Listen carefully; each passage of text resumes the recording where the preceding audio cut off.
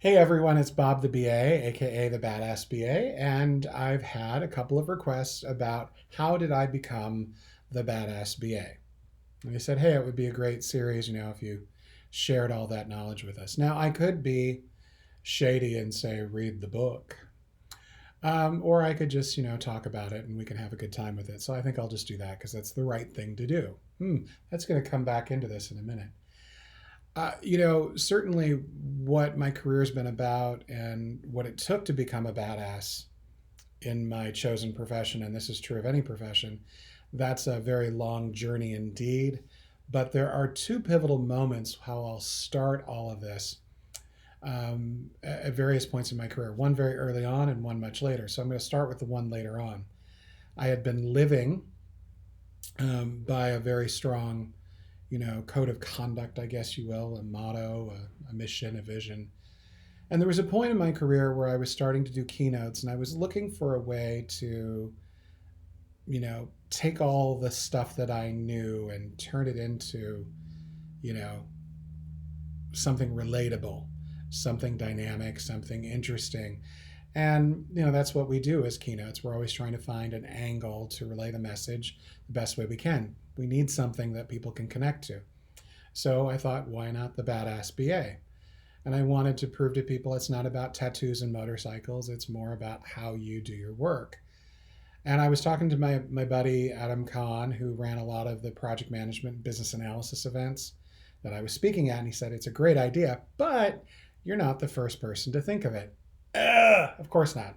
Well, what is original anyway? So he said, you need to talk to Cecily Hoffman. And I thought, yeah, well, the worst that can happen is it's not something I can latch onto and I'll look for something else, or maybe we can partner. Who knows what will happen? But at the very least, I wanted to share a moment with someone who thought somewhat similarly to the way I do. So it was awesome. We had a great experience. And at the end of our conversations, a couple of them, she was like, look, here's the deal. I can't write anymore. I can't present anymore. She was under a very specific contract with an employer that didn't allow her to do any of those things. And she said, you know what? Why don't you take this badass BA thing and run with it? And, all she asked was I made it as big and bold as I possibly could be and share the message. And so thank you to Cecily for letting me take over. And, I became the badass BA through my keynotes and this desire to translate how to build a better career, how to be the best version of yourself through that approach. Well, since I did that, there's been all sorts of people that have created badass books and things of that nature. And does that have anything to do with me? No, probably not. But there are no original ideas, right? But it still holds true that I am the badass BA. And where did it really come from? All right, so now we got to go backwards in time over 30 years. And so I was fortunate enough to be a part of a group that invested in some Stephen Covey training. Now, the training that we did was a week long. It was the kind of training where they rip your soul out and stuff it back in all in 5 days. You're crying in front of strangers. You're telling people things you don't think you would ever tell, not even your family. And it was very, very difficult. But what I would tell you, what we came out of it, at least most of us anyway, we had a very strong vision and mission for life. We had a better understanding of our goals. We had a better understanding of how we wanted to live. We had a better understanding of who we were. And I was so enamored of the person that did the training. Little did I realize, but I would take those similar stylings and use them in my own training many years later. This idea that, you need to be vulnerable and you need to share. And that's why a lot of my training people say, this feels a lot like therapy. And that's a good thing. So why do training the same old way? Find new ways to approach people and engage them. And that's what it's always been about. So when I came out of that class, I changed because my role models up until that point in corporate America were not so hot. They were people that were really teaching me how to climb the corporate ladder at all costs, how to run over people to get what you want, things that I find despicable, quite honestly. And that was my role models. Those were my role models. Well, coming out of that experience, I decided that's not the way to live. And everything kind of came full circle with the Badass BA because I decided to redo my mission statement, how I wanted to live.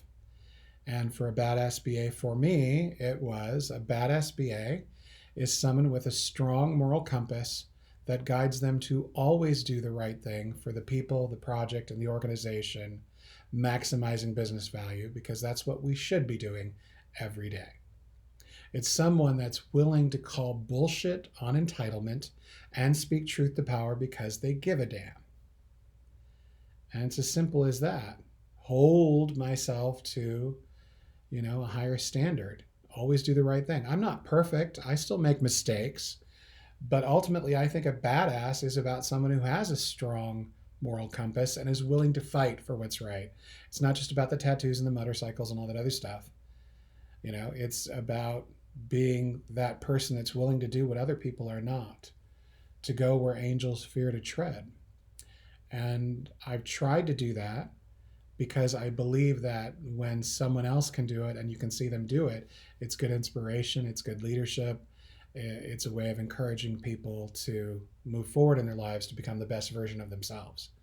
So my tenets have always been very sound about a strong moral compass, being able to call people on their BS.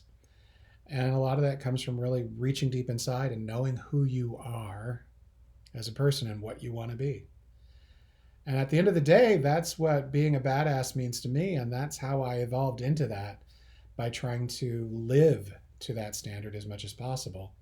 And again, made a lot of mistakes along the way, but failing fast, failing safe is how we learn and grow.